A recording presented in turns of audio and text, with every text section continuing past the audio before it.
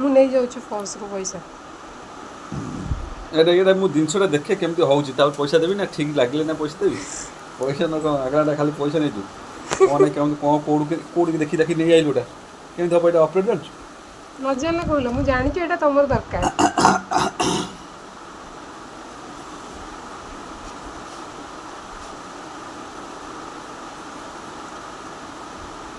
ତମେ ମୋତେ ପଇସା ଦେଲ, ମୁଁ ଯିବି।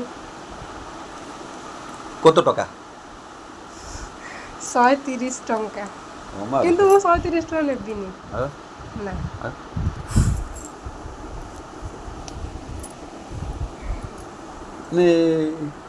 ଭଗବାନ, ଟଙ୍କାଟା ଦଉଛ? 13 ଟଙ୍କା।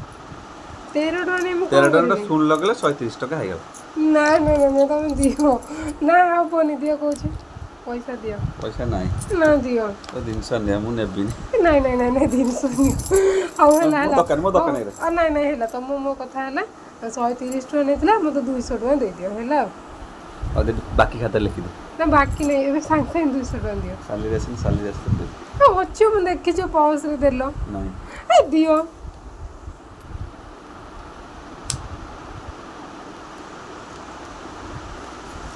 ଅଛି 5 ଟଙ୍କାଟା ଦେଲନି ଥିଲା,